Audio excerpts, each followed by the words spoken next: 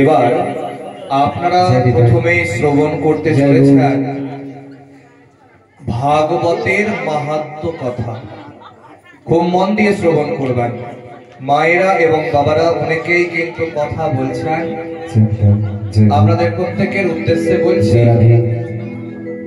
আপনারা কেউ কথা বলবেন না, দয়া করে কেউ কথা বলবেন না, কারণ আসরের মধ্যে কথা বলতে নেই। কমিটির 2-3 জন বাবারা থাকবেন মায়েদের কথাকে থামানোর জন্য, আপনাদের কথাই শুনবে, কিন্তু সেই বাবারা যাতে বয়স্ক থাকেন তবে কিন্তু কথাটা শুনবে। তো যাই হোক, খুব মন দিয়ে শ্রবণ করুন ভাগবতের মাহাত্ম্য কথা।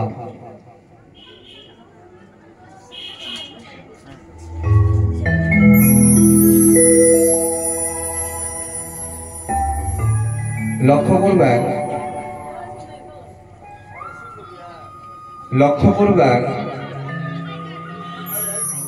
গীতা পাঠের পর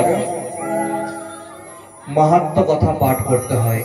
আপনার বাড়িতে যদি গীতা পাঠ করান, গীতা পাঠের পরে কিন্তু মাহাত্ম্য কথা অবশ্যই শ্রবণ করতে হয়। মাহাত্ম্য না শ্রবণ করে কখনো গীতা পাঠের ফল লাভ হয় না। কিন্তু ভাগবত পাঠের ক্ষেত্রে প্রথমেই মাহাত্ম্য কথা পাঠ শ্রবণ করতে হয়। ভাগবতে শেষে কিন্তু মাহাত্ম্য কথা না, ভাগবতে প্রথমেই মাহাত্ম্য কথা পাঠ শ্রবণ করতে হয়। খুব মন দিয়ে মাহাত্ম্য কথা শ্রবণ করুন এবং খুব মনটা কিন্তু গোবিন্দের চরণে দিয়ে। কেন এই কথা বারংবার বলছি আপনাদেরকে জানেন? যখন কারো মন বিভিন্ন জায়গায় যায়, কোন ছাত্রের মাস্টার কিন্তু জোরে চিৎকার করে, দেখবেন করে না? ওই যখন জোরে চিৎকার করে তখনই কিন্তু সমস্ত ছাত্রের দৃষ্টিটা মাস্টারের দিকে চলে যায়। ঠিক সেই রকম গোবিন্দের চরণে আপনাদের কিন্তু দৃষ্টি রাখতে হবে। কখন কখন? ভাগবতে পাঠ শোনার সময় বা শ্রবণ করার সময়।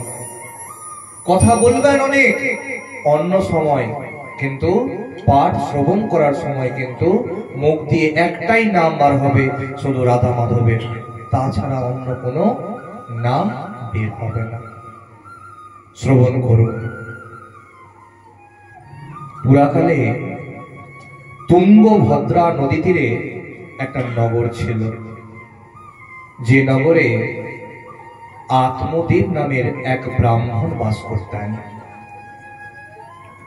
সেই ব্রাহ্মণ মশাই তার সমস্ত কর্ম খুব মন দিয়েই করতেন। একটা ব্রাহ্মণের 6টা কর্ম থাকে। কি 6টা কর্ম? পাঠনম, পাঠনম, ইয়াজনম, ইয়াজনম, দানম, প্রতিগৃহশ্চেতি। অর্থাৎ নিজে পড়া, অন্যদেরকে পড়ানো, নিজে পুজো পাঠ যজ্ঞাদি কর্ম করা, অন্যের বাড়িতে গিয়ে পুজো পাঠ যজ্ঞাদি কর্ম করা, দান নেওয়া, দান দেওয়া, এই হচ্ছে 6টা কর্ম ব্রাহ্মণের। সেই আত্মদেব নামের ব্রাহ্মণ মশাই সমস্ত কর্মই খুব মন দিয়েই করতেন। কিন্তু তার পত্নী মোটেও ভালো ছিল না। তার পত্নীর নাম ছিল ধুন্ধুলি দেবী। এই ধুন্ধুলি দেবী যেখানেই বসতেন সেখানে সবার নামে শুধু নিন্দা আর চর্চা করতেন। কারণ নিন্দা চর্চা না করে তার কখনোই কিন্তু পেটের ভাত হজম হতো না। মায়েরা, আমাদের মধ্যে অনেক এরকম থাকেন, তার মুখে কখনো নাম শুনতে পাবেন না কারো, কিন্তু বদনাম, দুর্নাম অবশ্যই শুনতে পাবেন। আর যে দুর্নাম করে, যে বদনাম করে, তার নাম কিন্তু জগতে কেউ করে না। ভগবান তার কখনো উন্নতি করেন না যে লোকের নামে দুর্নাম করে, বদনাম করে। ওই জন্য মায়েরা এবং বাবারা, আপনাদের কাছে করজোড়ে অনুরোধ, কারো দুর্নাম করার আগে একবার চিন্তা করবেন, আমার দুর্নাম যদি অন্য কেউ করে তো আপনার কেমন লাগবে। কাউকে কোনো কিছু বলার আগে এই কথাটা ভাববেন যে যাকে যেই কথাটা বলছি সেই কথা যদি সে আমাকে বলে আমার কেমন লাগবে। তবে আপনি কাউকে বলার কিছু সময় অনেক চিন্তা এবং ভাবনা দিয়ে বলবেন। কারণ একটা কথা আপনারা সবাই জানেন, বোবার কিন্তু কোনো শত্রু হয় না। কেন? যেহেতু সে কথা বলতে পারে না। আর যে সমস্ত বাবারা দাঁড়িয়ে আছেন তাদের উদ্দেশ্যে সবাইকে বলবো, আপনারা বসে পাঠ শ্রবণ করুন, দাঁড়িয়ে পাঠ শ্রবণ করতে নেই মায়েরা এবং বাবারা। যদি কারো পায়ে ব্যথা, কোমরে ব্যথা ইত্যাদি থাকে, আমি কমিটির প্রত্যেক সদস্যকে অনুরোধ করব কিছু চেয়ারেরও ব্যবস্থা করে দিবেন। কারো কোমরে ব্যথা আছে, কারো পায়ে ব্যথা আছে, যারা বসতে পারবে না নিচে, তারা যাতে বসতে পারেন চেয়ারের মধ্যে। তো সেই ধুন্ধুলি দেবী সবার শুধু নামে নিন্দার চর্চা। সেই জন্য তার বাড়িতে তুলসী গাছ যদি লাগাতো, সেই গাছ মারা যেত। আমরা সবাই জানি বাড়িতে তুলসী গাছ থাকতে গেলে যদি একটা ডালও যদি শুকিয়ে যায়, তাকে কিন্তু সেই গাছের মধ্যে রাখা যায় না। কারণ তুলসী গাছ সতেজ রাখতে হয় বাড়িতে। আর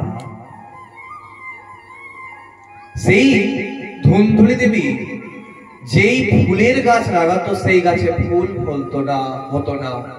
যে গাছে লাগাতো সেই গাছে ফলও পর্যন্ত হতো না।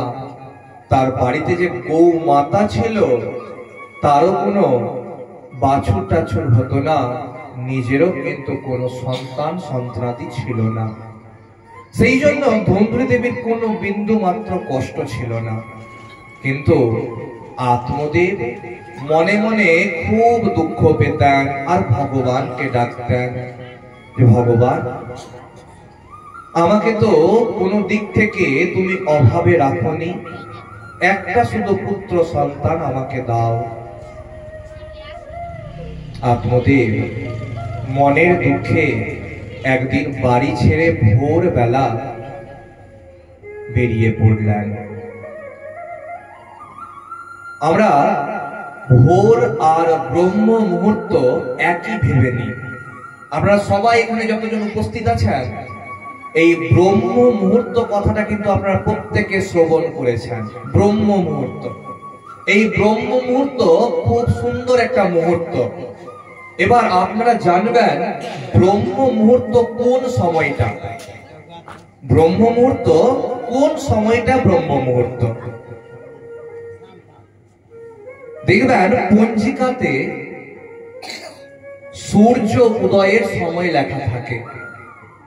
সেই সূর্য উদয়ের সময় থেকে 48 মিনিট আগে হচ্ছে ব্রহ্ম মুহূর্ত শেষ হয়ে যায়। খুব মন দিয়ে শুনবেন, তবে বুঝতে পারবেন। ধরে নেন 6টার সময় সূর্য উদয় হচ্ছে, তো 6টার 48 মিনিট আগে ব্রহ্ম মুহূর্ত কিন্তু শেষ হয়ে যাবে। আর তার 48 মিনিট আগে ব্রহ্ম মুহূর্ত শুরু হবে। এই 48 মিনিট সময়টা হচ্ছে কি 2 দণ্ডকাল। লক্ষ্য করবেন যে আপনাদের গ্রামে যদি দুর্গা পুজো হয়, বা আপনাদের পাশের পার্শ্ববর্তী গ্রামে দুর্গা পুজো হয়, তো সেই দুর্গা পুজোতে কিন্তু সন্ধি পুজো হয়।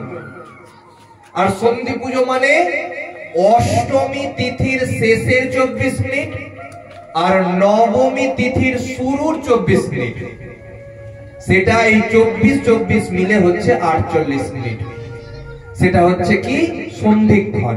ঠিক সেই রকম 48 মিনিটের হচ্ছে ব্রহ্ম মুহূর্ত। কখন? না সূর্য উদয়ের 48 মিনিট আগে শেষ হয়ে যায় ব্রহ্ম মুহূর্ত, আর তার 48 মিনিট আগে ব্রহ্ম মুহূর্ত শুরু হয়। এই 48 মাঝখানে 48 মিনিট সময়টাই থাকে ব্রহ্ম মুহূর্ত। আমরা সবাই জানি যে ভোরের সময়টাকে ব্রহ্ম মুহূর্ত বলে। ঘুম থেকে উঠলাম, হয়তো সূর্য উঠছে, ওই সময়টা হচ্ছে ব্রহ্ম মুহূর্ত না। সূর্য উদয়ে 48 মিনিট আগে ব্রহ্ম মুহূর্ত শেষ হয়ে যায়। এটা আমরা জানতে পারলাম নতুন কিছু।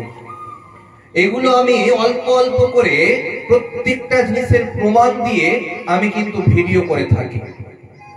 ইউটিউব এবং ফেসবুকের মধ্যে সোনাই ঝা সার্চ করতে গেলেই আপনারা কিন্তু সমস্ত কিছু প্রমাণ সমেত একদম পুরো শাস্ত্রের পৃষ্ঠাকে তুলে রিডিং পড়ে পড়ে আপনাদেরকে কিন্তু এই ভিডিওগুলো আমি দিয়ে থাকি। কারণ বর্তমান সময়ে এমন অনেক ভাগবত পাঠক এবং কীর্তনিয়াগণ হয়েছেন যারা শাস্ত্রের মধ্যে নাই, অথচ এমন ভাবে কোন মায়েদেরকে বলে দিবেন, আর ওই মা যদি সেটা ধরে নিল যে ঝাঁটা আমাকে ওইখানেই রাখতে হবে, না তো ঝগড়া হচ্ছে, তবে কিন্তু অসুবিধা হয়ে যাবে। তাকে যদি বলা হয় এটা কোন শাস্ত্রের মধ্যে পেলেন আপনি, তিনি বলতে পারবেন না। তিনি বলবেন আমি শুনেছি কোন সাধু সন্তের কাছ থেকে। কিন্তু আপনারাই বলুন, যেটা লিখিত নয় সেটাকে কি আপনি প্রমাণ হিসাবে ধরবেন? ধরবেন না। ওই জন্য আমরা 5 দিনই মন দিয়ে ভাগবত পাঠ শ্রবণ করব। লক্ষ্য করবেন অনেক জায়গাতে ভাগবত পাঠের প্রথম থেকে 4 দিন কিন্তু মানুষের ভিড় হবে না, শেষের দিন কিন্তু অনেক ভিড় হবে। কেন? খিচুড়ির প্রসাদ রান্না হচ্ছে। আজকে বাড়িতে রান্নাটা করতে হবে না, যাই ভাগবত পাঠটা শুনেও নেব আর খিচুড়িটা খেয়েও নেব। ওই করলে কিন্তু ভক্ত হওয়া যাবে না মায়েরা। আপনাদের গ্রামে প্রত্যেকের সহযোগিতায় আপনারা ভাগবত পাঠের আসর করেছেন, আর এই আসরের মধ্যে যদি মন দিয়ে ভাগবত পাঠ শ্রবণ করেন তবেই কিন্তু 5 দিন যদি শ্রবণ করেন তবেই কিন্তু আপনাদের অবশ্যই কৃপা লাভ হবে। बोलिए भक्तवत्सल भगवान की, प्रेम से बोलिए मां के बिहारी लाल की जय, प्रेम से बोलिए राधे राधे। तो সেই আত্মদেব ভোরের সময় তার পত্নীকে ধুন্ধুলি দেবীকে কোনো কথা না জানিয়ে চলে গেছেন বন। কেন? সেই বনের মধ্যে তিনি ভগবানের নাম করবেন। বাড়িতে থাকতে তার আর ভালো লাগছে না। তখন তিনি গাছের তলায় বসে কাঁদছেন, আর কাঁদতে কাঁদতে ভগবানকে স্মরণ করছেন। এমন সময় এক যোগী পুরুষ সেখানে এসেছেন। পাশে থাকা সরোবরের মধ্যে জল পান করলেন, আর জল পান করে যখন ফিরে আসছেন তার দিকে, তখন তার পা ধরে সেই আত্মদেব নামের ব্রাহ্মণ মশাই কাঁদতে শুরু করলেন। তখন সেই যোগী পুরুষ বলছেন, কথং রোদসি বিপ্র ত্বং তাতে চিন্তাবলীয়সি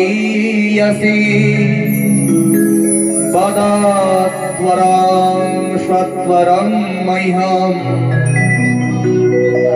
তস্য দুঃখস্য কারণম। হে ব্রাহ্মণ মশাই, হে বিপ্রবর, আপনি আমাকে আপনার দুঃখের কারণটা আমাকে বলুন, তবে তো আমি জানবো যে আপনার ভিতরে কি দুঃখ আছে। আপনি যদি না বলেন আমি কিভাবে বুঝবো? তখন কাঁদতে কাঁদতে সেই ব্রাহ্মণ মশাই বলছেন, যে আমার টাকা পয়সা ধন দৌলতে কোনো অভাব নেই, কিন্তু বাড়িতে একটা পুত্র সন্তান নেই আমার। আপনি যদি কৃপা করে আশীর্বাদ দেন আমাকে পুত্র সন্তানের, আমার খুব উপকার হবে। আর আমি শুনেছি যারা যোগী পুরুষ, যারা সন্ন্যাসী, তাদের কিন্তু আশীর্বাদ কখনো বৃথা যায় না। আমাকে কৃপা করুন। এই কথা শ্রবণ মাত্র সেই যোগী পুরুষ ধ্যানের মাধ্যমে বসলেন এবং ধ্যানের মাধ্যমে জানতে পারলেন, এবং সেই জানা কথা সেই ব্রাহ্মণ মশাইকে বলছেন, শ্রীণু বিপ্র ময়াতে অদ্য প্রারব্ধং তো বিলোকিতা সপ্তা জন্মবধি তব পুত্র নৈব চ নৈব চ। হে বিপ্রবর, আমি ধ্যানের মাধ্যমে জানতে পারলাম আগামী 7 জন্ম তোমার কোনো পুত্র সন্তান হবে না। এই কথা শোনা মাত্র কেঁদে বুক ভাসাতে শুরু করলেন যে আমি জানছিলাম হয়তো এই জন্মেই আমার পুত্র সন্তান হবে, কিন্তু আগামী 7 জন্ম আমার কোনো পুত্র সন্তান হবে না। তিনি প্রতিজ্ঞা করলেন, যতক্ষণ পর্যন্ত আপনি আমাকে আশীর্বাদ দিবেন না পুত্র সন্তানের, আপনার পাও আমি কিন্তু ছেড়ে দিব না। পা ধরে কাঁদতে শুরু করলেন। যোগী পুরুষ মনে মনে চিন্তা করলেন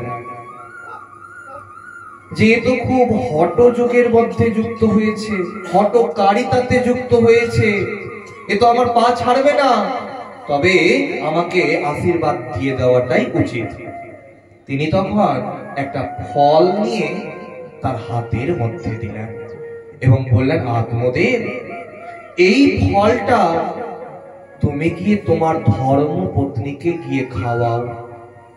তোমার ধর্মপত্নীর এই ফলটা খাওয়ার ফলে তোমার ধার্মিক পুত্র সন্তানের জন্ম হবে।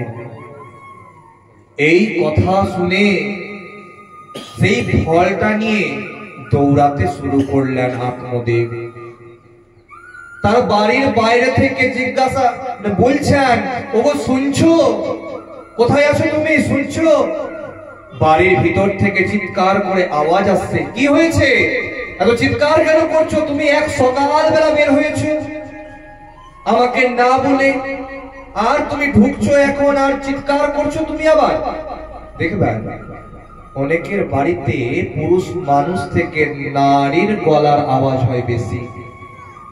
নারী মনে মনে চিন্তা করে, আমি আমার পুরুষকে আমার শাসনের মধ্যে রেখেছি, আমি আমার স্বামীকে যেমন বসতে বলবো সে তেমন বসবে, যেমন উঠতে বলবো সে উঠবে। মায়েরা, কোন বাড়িতে যদি পুরুষের থেকে নারীর গলার আওয়াজ হয় বেশি, সেই বাড়ি কখনো কিন্তু উন্নত হতে পারে না। কারণ পুরুষ মানুষ এর উপরে অনেক কষ্ট এবং চাপ থাকে। মায়েরা, আপনাদের উপরেও কষ্ট এবং চাপ থাকে, কিন্তু পুরুষ মানুষ আপনার পরিবার যাতে সুষ্ঠুভাবে চলে তার সমস্ত ব্যবস্থা করতে সব সময় চিন্তিত। আর সেই পুরুষ মানুষকে যদি আপনি বারংবার ঝগড়ার মধ্যে বেঁধে রাখেন ঘরের মধ্যে, তবে কিন্তু সে সমস্ত সংসারের ধর্মকে পালন করতে অসমর্থ হয়ে পড়ে। ওই জন্য একটা পরিবারে যেমন করে পুরুষ মানুষের যতটা অধিকার, নারী মানুষেরও কিন্তু ততটাই অধিকার, কারো বেশি কম নয়। আমি কখনোই বলবো না যে পুরুষ মানুষের বাড়িতে অধিকার বেশি, না, সমান। একটা নারী যদি পুরুষ মানুষকে সমস্ত কথা বলে, আর পুরুষ মানুষ তার ধর্মপত্নীকে সমস্ত কথা বলে, তবেই একটা পরিবার শান্তিতে থাকবে, সুখে থাকবে। আপনার ঝাঁটাটা বাড়ির পশ্চিম থেকে পূর্ব দিকে রাখতে গেলে ঝগড়া কিন্তু থামবে না, এটা কথা কিন্তু মাথায় রাখবেন। তো সেই ধুন্ধুলি দেবী চিৎকার করে যখন এসেছেন, তখন আত্মদেব তার হাতে ফলটা নিয়ে দিয়ে বলছেন, এই নাও, এই ফলটা নাও। বুঝে এক সকালবেলা তুমি বের হয়েছো, আর এত দেরি করে সন্ধ্যার সময় ঢুকছো, তুমি একটা মাত্র ফল নিয়ে আমার বাড়িতে কি ফলের অভাব আছে? আত্মদেব তখন বলছেন, এই ফল সাধারণ ফল নয়, এই ফল খেতে গেলে তোমার পুত্র সন্তানের জন্ম হবে। এই কথা বলে আত্মদেব নিজের কাজের জন্য একটু বেরিয়ে পড়লেন ঘরের বাইরে।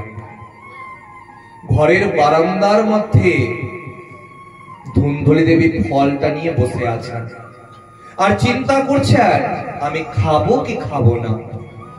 অমন সময় ধুন্ধুলি দেবীর এক বান্ধবী এসেছেন। বান্ধবীকে সই বলা হয়। সেই বান্ধবী যখন এসেছে, বান্ধবী দেখছে ধুন্ধুলি দেবীর মুখের মধ্যে চিন্তা। কি ব্যাপার, তোকে খুব চিন্তিত মনে হচ্ছে? এতদিন তো তুই সবাইকে চিন্তিত করে রাখতিস। লক্ষ্য করবেন, যারা নিন্দা চর্চা করে বেশি, তাদেরকে যদি আপনি আপনার মনের কথা কিছু বলে দেন, তবে সে কিন্তু যার সম্পর্কে বললেন, সে কিন্তু মন দিয়ে শুনে সেটা কথা কিন্তু বলে দিবে তাকে।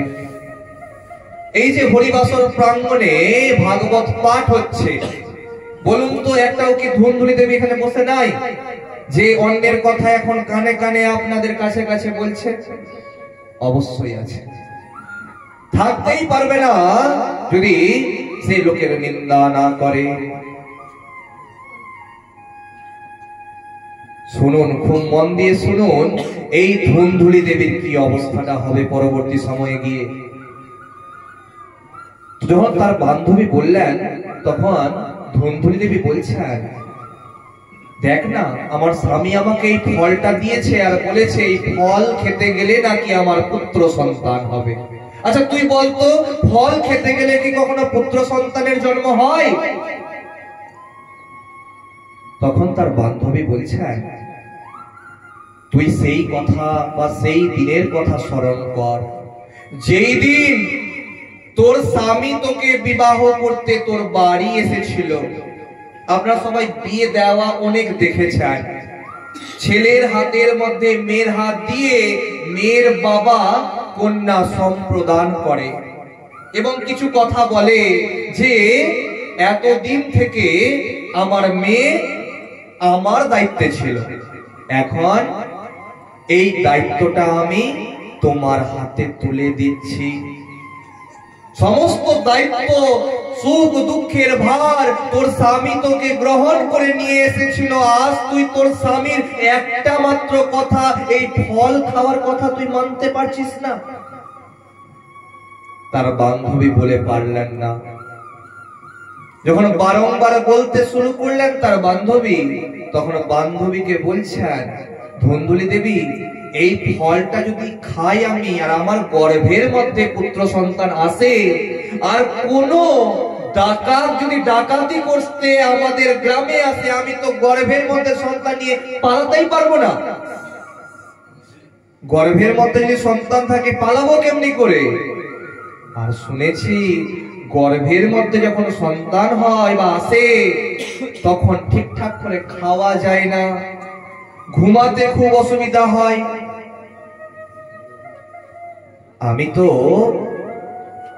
আমি যেখানে বসি আমি কিন্তু ক্যাপ্টেন হয়ে থাকি। লক্ষ্য করবেন আপনারা, বিকালে যখন বসেন চারটা মা একসাথে গল্প করতে, একজন কিন্তু নিজেকে ক্যাপ্টেন মনে করে, মানে প্রধান।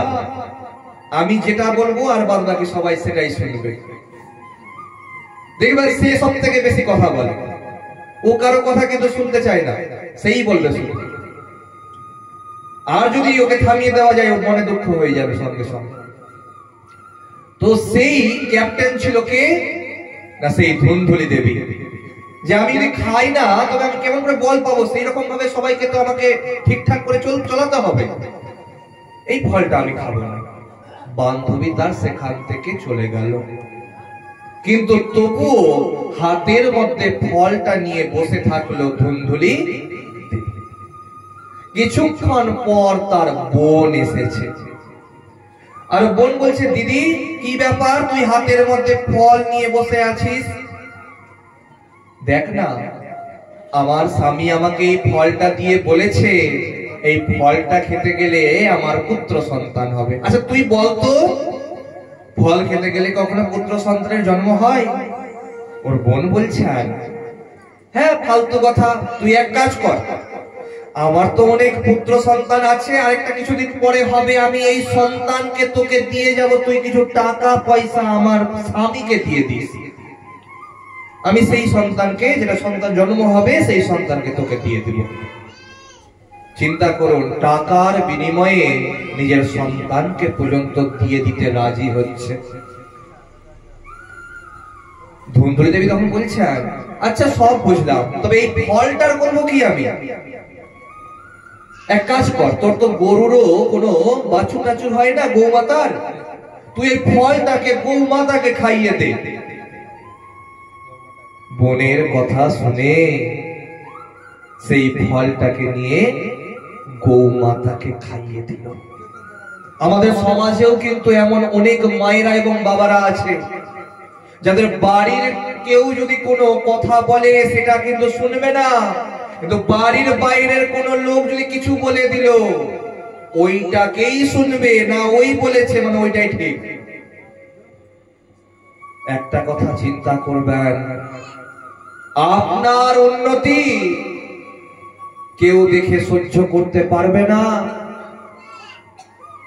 আপনার যদি বাড়ি এখন কাঁচা বাড়ি থাকে আর সেই স্থানে যদি আপনি পাকা দালান বাড়ি তৈরি করেন, দেখবেন অনেকের কিন্তু রাত্রে ঘুম আসা বন্ধ হয়ে গেছে, কিন্তু কষ্ট করছেন আপনি। কষ্ট করে আপনি যদি দালান বাড়ি তৈরি করেন কিন্তু অনেকের ঘুম আসবে না। কেন? কেউ কারো উন্নতি সহ্য করতে পারে না, কেউ কারো বড় হওয়া মেনে নিতে পারে না। যারা পারে তারাই ভক্ত হয়, আর যারা পারে না তারা কিন্তু অভক্ত হয়। ওই জন্য ভক্তের সঙ্গে থাকার কথা শাস্ত্রে বলা হচ্ছে যে সৎ সঙ্গে স্বর্গবাস আর অসৎ সঙ্গে নরকবাস।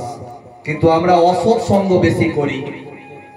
লক্ষ্য করবেন, যে মদ্যপান করেন তিনি কিন্তু একা বাড়িতে মদ্যপান করেন না, তিনি কিন্তু বন্ধু বান্ধবকে সঙ্গ করে নিয়ে মদ্যপান করেন। তার একা কিন্তু মদ্যপান করতে ভালো লাগবে না। আজ অন্য বন্ধু খাওয়ালো টাকা দিয়ে, কালকে কিন্তু তোর পালা, তোকে সবাইকে খাওয়াতে হবে। কিন্তু দেখুন, তার বাড়িতে হয়তো দুটো সন্তান আছে, তার প্রাইভেট আছে, তাকে সমস্ত তার পত্নীকে চাপ নিয়ে বসে থাকতে হচ্ছে যে আমার স্বামী আমার বাড়িতে টাকা পয়সা দিবে তবে আমার সুষ্ঠুভাবে সংসার চলবে। আর এই করে তার সংসারের বেশিরভাগ টাকা কিন্তু খারাপ সঙ্গ দোষের কারণে কিন্তু চলে যাচ্ছে বাইরে। তো সেই ধুন্ধুলি দেবী, আচ্ছা ঠিক আছে, ধুন্ধুলি দেবী সেই কথা শুনে, বোনের কথা শুনে সেই ফলটাকে গৌ মাতাকেই খাইয়ে দিলেন।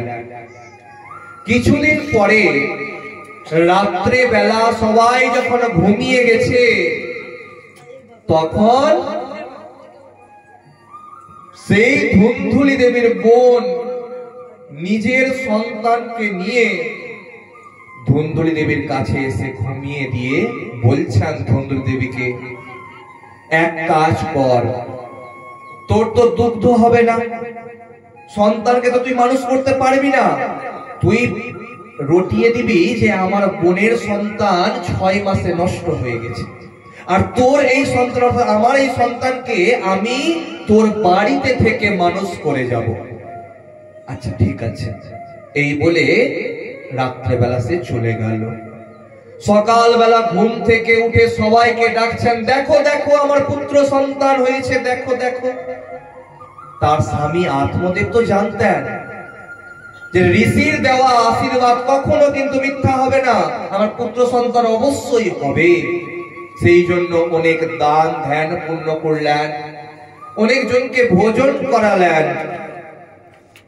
এদিকে 3 মাস পর সেই গৌ মাতার গর্ভ থেকেও একটা পুত্র সন্তানের জন্ম হয়, যার কান ছিল গরুর মতন, সেই জন্য তার নাম হয় গোকর্ণ।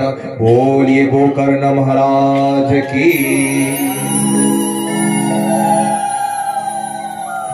সেই গোকর্ণের জন্ম হলো। এদিকে ধুন্ধুলি দেবী বলছেন, আমার সন্তানের নাম আমি নিজের নাম অনুসারে রাখব। নাম রাখলেন ধুন্ধুকারী।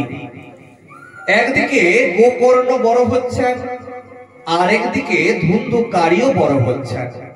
একজন হচ্ছেন ধার্মিক, আরেকজন হচ্ছেন অধার্মিক।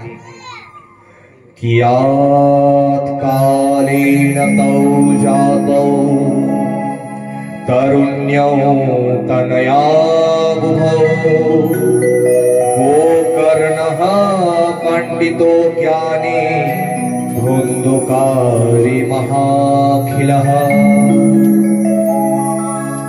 গোকর্ণ হচ্ছে ধার্মিক জ্ঞানী, আর কে হচ্ছে ধুন্ধুকারী হচ্ছে অধার্মিক। এমন খারাপ অধার্মিক যে কোন ছোট বাচ্চাকে যদি খেলাধুলা করতে দেখছে তাকে কোলে করে নিয়ে কুয়ার মধ্যে ফেলে মেরে ফেলছে। কোন ঘরের বাড়ি দেখছে চাল দেওয়া, সেই বাড়িতে আগুন ধরিয়ে দিচ্ছে। এমন খারাপ, সেখানে বাড়ির লোক পুড়ে মারা যাচ্ছে, আর তা দেখে আনন্দ পাচ্ছে। আর গোকর্ণ বিভিন্ন তীর্থস্থান ভ্রমণ করছে, ভগবানের নাম করছে, হরি কীর্তন করছে, কারণ নাম ছাড়া কিন্তু মায়েরা এবং বাবারা গতি নাই। অন্য শাস্ত্রে বলা হচ্ছে হরের নাম হরের নাম হরের নামৈব কেবলম কলৌ নাস্তিভ্য নাস্তিভ্য নাস্তিভ্য গতিরন্যথা। কেবলমাত্র হরিনাম, শুধুমাত্র নাম এবং কেবলমাত্র নামের মাধ্যমে কিন্তু উদ্ধার পাওয়া সম্ভব। তো সেই গোকর্ণ কিন্তু বিভিন্ন তীর্থস্থান ভ্রমণ করছেন। এদিকে ধুন্ধুকারী তার মায়ের খারাপ অভ্যাসের জন্য সে নিজে হয়েছে খারাপ। কারণ সন্তানকে যে মানুষ করতে হবে তাও কিন্তু শাস্ত্রের মধ্যে লেখা আছে। বলা হচ্ছে লালয়িত পঞ্চবর্ষাণি দশ বর্ষাণি চ তারয়ে প্রাপ্তে ষোড়শে বর্ষে পুত্র মিত্র বধাচরে। একটা সন্তানকে 5 বছর যেটা করছে করতে দেন, কিন্তু 5 থেকে 15 বছরের মধ্যে আপনাকে শাসন করতে হবে মায়েরা এবং বাবারা। কত বছর থেকে কত বছর? 5 থেকে 15 বছরের মধ্যে। কিন্তু আজ আপনার সন্তান 16 বছর 17 বছর হবে, তারপরে আপনি শাসন করা শুরু করবেন। তা করলে কিন্তু হবে না, কারণ সে বড় হয়ে গেছে, তার সুন্দর সুন্দর বন্ধু হয়ে গেছে। লক্ষ্য করবেন, একটা ভালো ছেলে সব সময় চেষ্টা করবে স্কুলে গিয়ে প্রথম বেঞ্চে বসার, কিন্তু যে বন্ধু পেয়ে যাবে খারাপ, সে কিন্তু বসবে পেছনের দিকে। আর পিছনে বসে হাতের মধ্যে হাততালি দিবে, কেন? এই হাততালি কিন্তু অন্য হাততালি মায়েরা। আপনারা বুঝতে পেরেছেন কি পারেননি বুঝতে পারছি না আমি। অনেকজন তো ভাগবত পাঠের আসরের মধ্যেই শুরু করে দিবে, আবার মাঝে মাঝে এমনিও করে, কিন্তু বুঝতে পারছেন তো? তাই গৌর তো যাই হোক, তো কিন্তু তাদের কিন্তু অনেক লাভ আছে। তাদেরকে কোনো আসরের মধ্যে নিয়ে চলে যাবেন, যখন কিন্তু তারা হাততালি দিবে, অন্যজনও হাততালি বাজাতে শুরু করে দিবে, কিন্তু যে না ঠিক কথা বলেছে হয়তো, কিন্তু হাততালিটা বাজিয়েছে সে অন্যজন, অন্য কারণে। দেখবেন বাড়িতে যখন কোনো পুরোহিত মশাই আসে, তখন আপনার হাতের মধ্যে গঙ্গা জল দেয়। দেখবেন যারা সেই জিনিসটা খায় তার হাত কিন্তু কখনো পরিষ্কার, বাম হাতটা পাবেন না দেখতে, মানে রোমকূপের ভিতরে কিন্তু ঢুকে যায়। লক্ষ্য করবেন, হাত কিন্তু পরিষ্কার দেখতে পাবেন না। সেই বাম হাত কখনো কিন্তু যতই ধুন, স্কচ বাইট দিয়ে যদি ধুয়ে নেন, পরিষ্কার কিন্তু দেখতে পাবেন না। তো আপনারা খাচ্ছেন, খান, আপনাদেরকে কাউকে আমার মানা করার অধিকার নাই, কারণ আপনি আপনার পুণ্য এবং পাপ আপনি কিন্তু করছেন, আর যেমন কর্ম আপনি করবেন তেমনি ফলটা আপনি পাবেন। কিন্তু দয়া করে, কৃপা করে ভাগবত পাঠের আসরের মধ্যে দয়া করে কেউ কিন্তু এই কাজ করবেন না। আপনাদের কাছে করজোরে অনুরোধ, আমি অনুরোধ করতে পারি, আপনাদেরকে শাসন করতে পারি না, আপনাদের কাছে অনুরোধ করতে পারি আমি, কারণ যার নেশা আছে তাকে তো খেতে হবে, সে করে রেখেছে আগে থেকে। কিন্তু আসরের মধ্যে দয়া করে কেউ করবেন না। এবং আপনাদের কাছে অনুরোধ, সেলাই করা জিনিস, অর্থাৎ চারিদিকে বুঝতেই পারছেন, সেটা কিন্তু দয়া করে আসরে পরে আসবেন না। পারতে গেলে ধুতি পরুন, পারতে গেলে পায়জামা পরুন, কুর্তা পরুন, ইত্যাদি পরুন, কারণ সনাতন ধর্মের পোশাক। আপনি অন্য ধর্মকে চাইতে গেলেও যদি ধুতি দান করেন, সে কিন্তু পরবে না। কিন্তু আমরা সেই জিনিসকে পরে পরে ঘুরছি। মায়েরা সবাই শাড়ি পরে আসার চেষ্টা করবেন, কেউ নাইটি পরে কিন্তু ভাগবত পাঠের আসরে কিন্তু আসবেন না। দেখবেন যারা নাইটি পরেন তারা কিন্তু ভাগবত পাঠের আসরে একটা ওড়না নিয়ে আসে মাথাতে ঘোমটা দেওয়ার জন্য। এখন তো ঠান্ডার দিন, চাদরই হয়ে যাচ্ছে।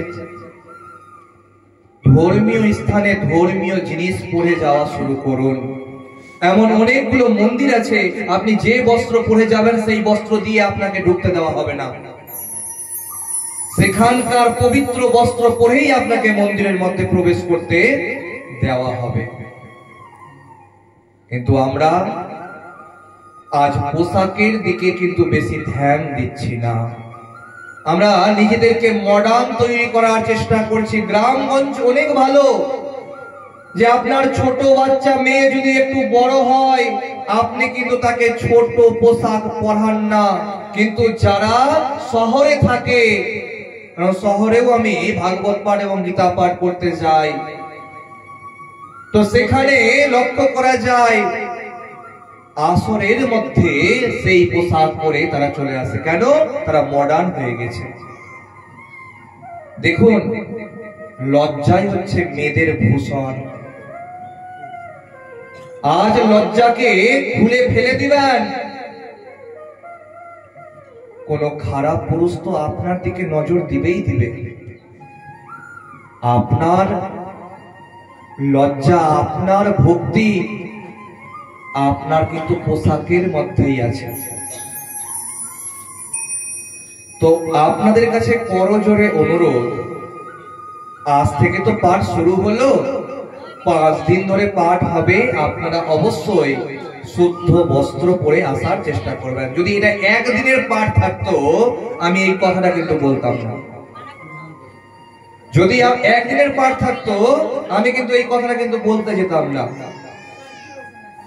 কিন্তু যেহেতু 5 দিনের পাঠ, একবার যদি শুধরিয়ে যান দ্বিতীয় দিন কিন্তু অসুবিধা হবে না। তো সেই ধুন্ধুলি দেবী তার সন্তানকে করেছে বাজে কেমন? কিছুক্ষণ আগে বললাম 5 বছর অবধি সন্তান যেটা করছে করতে দেন, 5 থেকে 15 বছরের মধ্যে আপনাকে কি করতে হবে? শাসন করতে হবে। কার সাথে মিশছে, কোথায় যাচ্ছে, কি করছে না করছে দেখতে হবে। আর যখন 16 বছর বয়স হয়ে যাবে সন্তানের, সে ছেলে হোক আর মেয়ে হোক, মেয়ের সাথে তার মায়ের আর ছেলের সাথে তার বাবার বন্ধুর মতন আচরণ আর বান্ধবীর মতন আচরণ হবে। যাতে একটা মেয়ে তার মাকে মনের সমস্ত কথা বলতে পারে, তার এমন কোন দিন যাতে না করে যাতে কোন পুরুষকে নিয়ে তাকে পালাতে হয়। কথাটা হয়তো খারাপ লাগছে, কিন্তু যার সন্তান পালাচ্ছে, বাবা মা কিন্তু অবশ্যই কিন্তু তার জন্য দায়ী। কেন? যিনি ঘুমাচ্ছেন তাকে বলেন অন্য কোথাও ঘুমাতে। হ্যাঁ, কারণ আমি দয়া করে সবাই শুনবেন, এদিকে কোনো হিলান দেওয়া জায়গাতে বসান নাকি, দয়া করে কোন এমন জায়গাতে বসুন যাতে আপনি হিলা নিতে পারেন। আমি বুঝতে পারছি তো কোমর ব্যথা করছে বা পা ব্যথা করছে, তাদের জন্যই আমি চেয়ারের ব্যবস্থা পরের দিন থেকে বলে রাখলাম করবেন। কেউ আসরের মধ্যে ঘুমাবেন না। দেখেন, ভাগবত পাঠ সারা রাত ধরে কিন্তু হবে না। আমি কাল থেকে অর্থাৎ আগামী কাল থেকে 6টা থেকে পাঠ শুরু করে দেব। আপনারা সন্ধ্যা দিয়ে আর চলে আসবেন। আপনারা এখান থেকে গিয়ে রান্না করে খেতে পারবেন, এমন সময়ে আপনাদের কিন্তু আমি বিরাম দেব। কারণ 3 ঘন্টা পাঠ করতেই হয় বসে। এক প্রহর সময় হচ্ছে 3 ঘন্টা।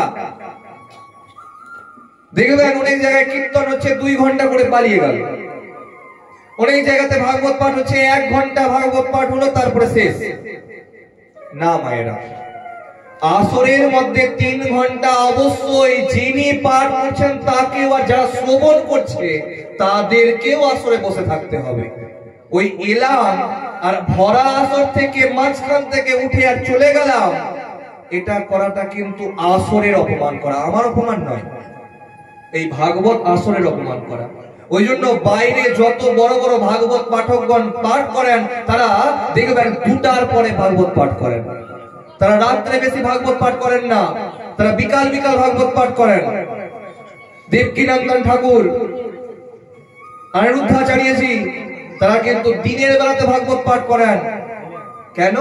যাতে কেউ না ঘুমায় আসরের মধ্যে, আসর থেকে যাতে কেউ চলে না যায় সেই জন্য।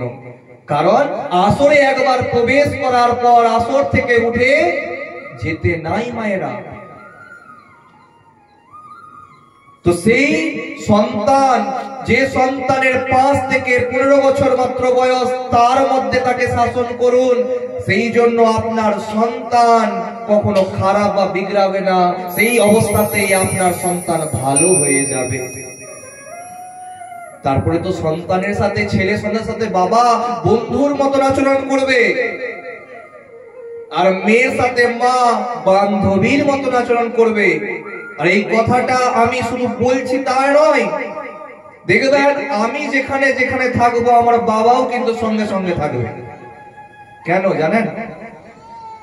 এই জন্যই যে বাবা আমাকে সেই শিক্ষাটা দিয়েছেন।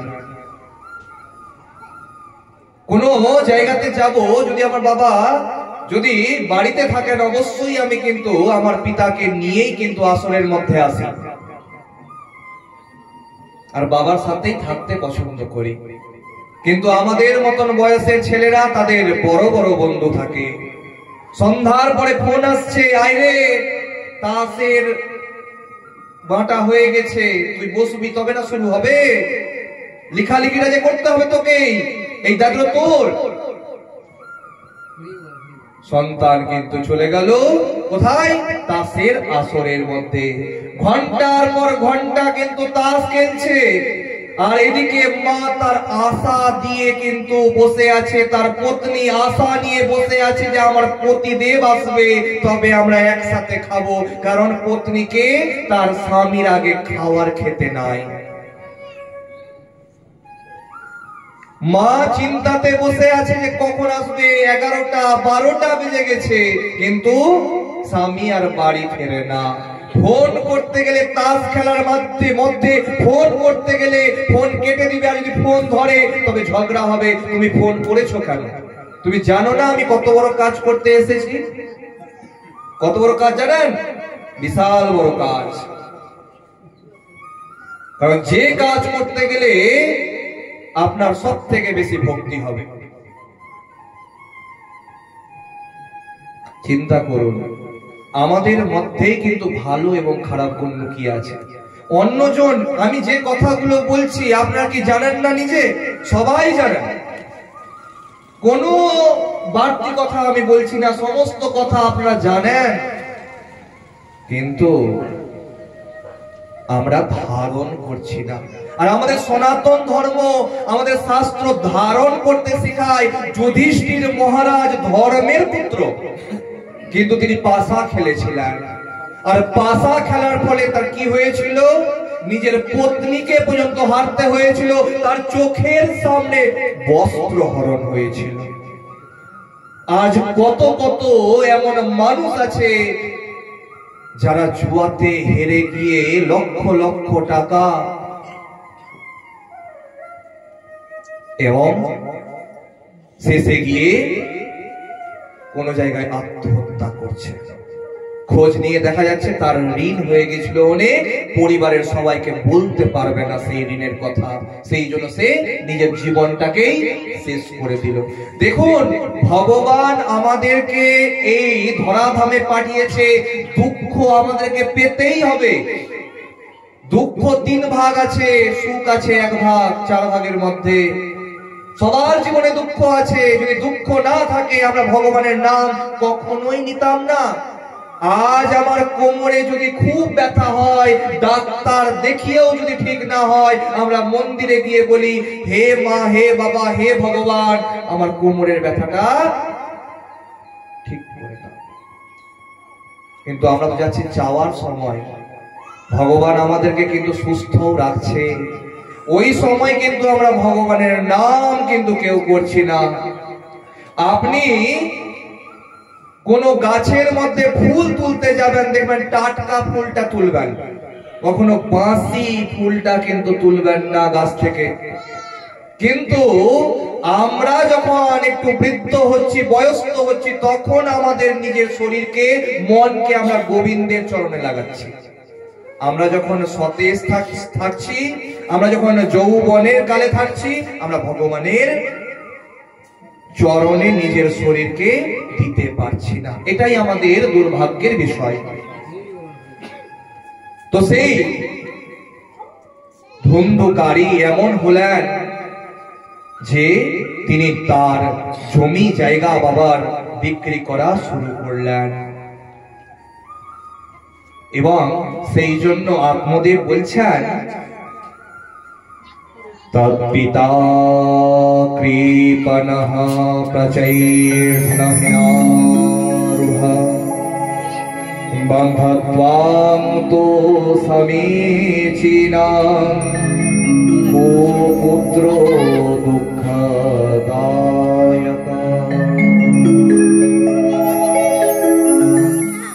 বলছেন কি? আমরা সবাই জানি যে কথাটা বলছেন, বলছে কুপুত্র থেকে নিঃসন্তান অনেক ভালো। আমরা সবাই বলি যে খারাপ সন্তান থেকে সন্তান না থাকা অনেক গুণ ভালো। সেই কথাটা কে বলেছিলেন প্রথম? আত্মদেব বলেছিলেন তার সন্তান ধুন্ধুকারীর জন্য। তো সেই সন্তান খারাপ হয়ে গেছে, তো সেই জন্য আত্মদেব সন্ন্যাস ধর্ম গ্রহণ করলেন, আর বাড়িতে থাকলেন না। এদিকে গোকর্ণ তো বিভিন্ন তীর্থস্থানে ভ্রমণ করছেন। এদিকে সেই ধুন্ধুকারী আর বাড়িতে তার মা ধুন্ধুলি দেবী আছে। ধুন্ধুকারী 5 জন খারাপ নারীকে বিবাহ করলেন। একজন দুজন না, কজনকে? 5 জনকে। আজ আমার এটা চাই, কাল আমার সেটা চাই। যদি খারাপ নারী হয়, বাড়িতে বউ হয়, তার চাওয়া পাওয়ার শেষ হয় না। কিন্তু যে মায়েরা ভালো, তারা তার স্বামীর রোজগার দেখে তার স্বামীর কাছে কিছু আবদার করে। আর যে স্বামীর রোজগার না দেখে আবদার করে, সে কখনোই ভালো নয়। তো সেই 5 জন নারী আজকে আমার এটা চাই, কালকে আমার সেটা চাই। সেই জন্য সেই ধুন্ধুকারী ডাকাতি করা শুরু করলেন। আর ডাকাতি করে একদিন রাত্রেবেলা অনেক ধন রত্ন ইত্যাদি নিয়ে আসলেন। এমন তার মাকে ভয় দেখালেন যে তার মা কুয়াতে লাফ দিয়ে আত্মহত্যা করতে বাধ্য হলেন। দেখুন, ধুন্ধুলি দেবী কারো কোনোদিনও ভালো চাইনি। সেই জন্য কি হলো, বৌমার ভয়ে তাকে আত্মহত্যা করতে হলো। কারণ সে তো কারো ভালোই চাইনি কোনোদিনও, তার কে ভালো চাইবে? আর তারা মনে মনে চিন্তা করছেন 5 জন পত্নী, যে সমস্ত ধন দৌলত নিয়ে এসেছে ডাকাতি করে, নিশ্চয়ই রাজা এসে সমস্ত ধন রত্ন নিয়ে চলে যাবে সকালবেলা, আর সাথে আমাদের স্বামীকেও নিয়ে যাবে। সেই জন্য আমাদের স্বামীকে আমরা বাঁচিয়ে রাখবো না, অর্থাৎ মেরে ফেলবো, আর সমস্ত ধনরত্ন নিয়ে আমরা ভাগাভাগি করে পালিয়ে যাব। যেমন ভাবনা, যেমন চিন্তা, তেমনই কর্ম। সেই জন্য একটা দড়ি নিয়ে তার গলার মধ্যে ফাঁস দিয়ে মারার চেষ্টা করলেন 5 জন পত্নী মিলে। তাতে মারা গেল না। তারপরে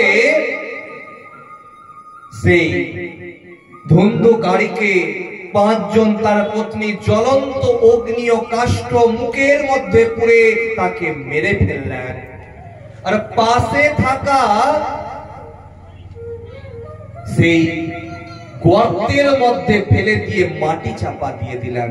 ধুন্ধুকারীর প্রেত যোনি প্রাপ্ত হলো। সে স্বর্গে গেল না, সে প্রেত যোনি প্রাপ্ত হলো, কারণ তার কর্ম ভালো ছিল না। গোকর্ণ যখন শুনতে পেলেন, গয়াতে ছিলেন তিনি, গয়াতে তার নামে শ্রাদ্ধ করলেন, পিণ্ড দিলেন, তাতেও কিন্তু তার আত্মার শান্তি হলো না। কারণ হচ্ছে, আপনাদের বাড়িতে যখন কারো কেউ মারা যান, তার যখন শ্রাদ্ধ হয়, তখন দেখবেন শেষে মিলান হয়, অর্থাৎ পিণ্ডকে একত্রিত করা হয়। তখন আপনাদের 3 পুরুষের নাম জিজ্ঞাসা করা হয়, গোত্র জিজ্ঞাসা করা হয়। কিন্তু সেই ধুন্ধুকারী ধুন্ধুলি দেবীর ছেলেই ছিল না। কার ছেলে ছিল? ধুন্ধুলি দেবীর বোনের ছেলে ছিল। তো তার তো 3 পুরুষ আলাদা, সেই জন্য তার কিন্তু আত্মার শান্তি হলো না। গয়াতে গিয়েও বাড়ি এসেছেন, গোকর্ণ বিছানাতে শুয়ে আছেন। অমন সময় ধুন্ধুকারীর আত্মা বিভিন্ন রূপ ধারণ করে তাকে ভয় দেখাচ্ছেন। কিন্তু চিন্তা করছেন, কে ভয় দেখাচ্ছে? তাকে জিজ্ঞাসা করলেন, আপনি কে? আমি হচ্ছি ধুন্ধুকারীর আত্মা। তোমার তো আমি গয়াতে শ্রাদ্ধ করে এসেছি, তবে কেন তোমার আত্মার শান্তি হয়নি? সমস্ত বিষয় সম্পর্কে জানতে পারলেন, এই কারণ। তখন বললেন যে, হে গোকর্ণ, কৃপা করো, কারণ নরক যন্ত্রণা খুব বড় যন্ত্রণা। আমরা বেঁচে থাকতে যত যন্ত্রণা পাচ্ছি, তার থেকেও নরকে গিয়ে অনেক দ্বিগুণ যন্ত্রণা। আমাকে উদ্ধার কর। তখন সেই গোকর্ণ মহারাজ সূর্য দেবতার ধ্যান করলেন, প্রণাম করে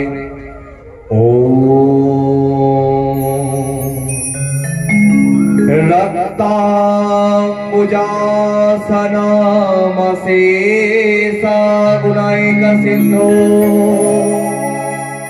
ভানুম সমস্ত জগতাধারম दीपं भजामि पद्मात्वया भयवरां ददतं कराब्जै माणिक्यमौलि मरुणांगरुचिं त्रिनेत्रा बोलिए सूर्यदेव की जय हो।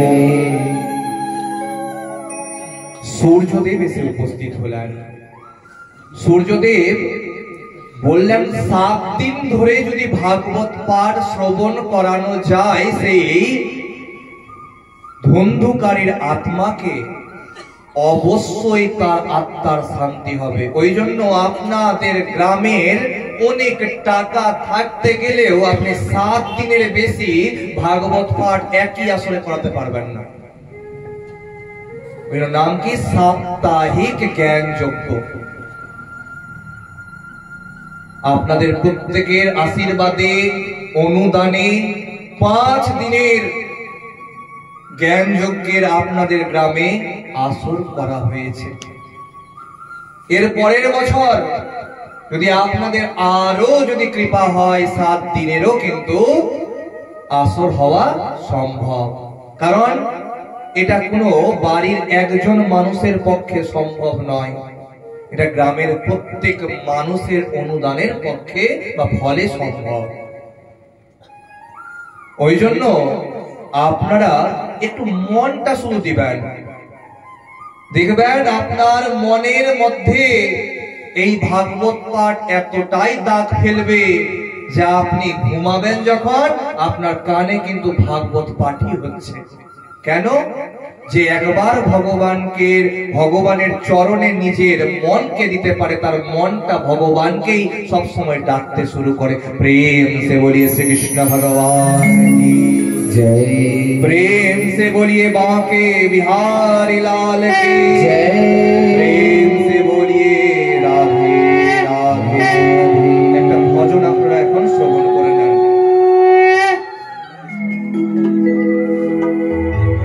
সবাই করতালি দিয়ে রাধে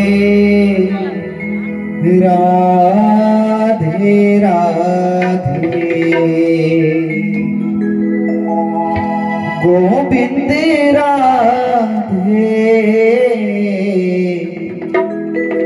राधे राधे राधे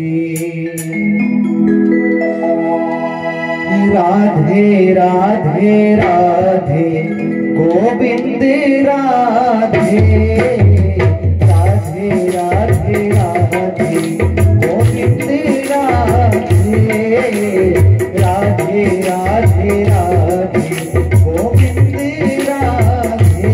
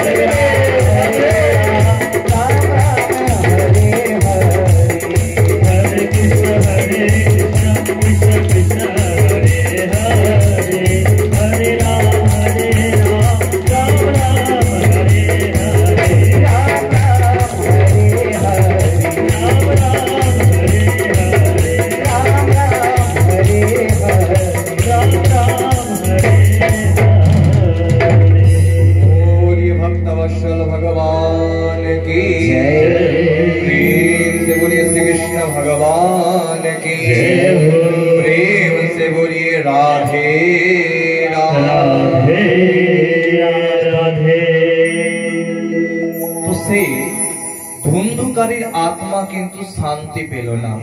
সেই জন্য সূর্যদেবের কাছ থেকে জানতে পারলেন যে 7 দিনের মধ্যে যদি ভাগবত পাঠ 7 দিনের করানো যায় তবে কিন্তু ধুন্ধুকারীর আত্মা শান্তি পাবে।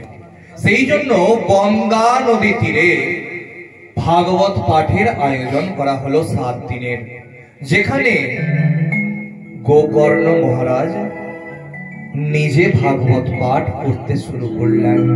অনেক ভক্তরা এসে উপস্থিত হলো, সাথে সাথে ধুন্ধুকারীর আত্মাও এসে উপস্থিত হলো।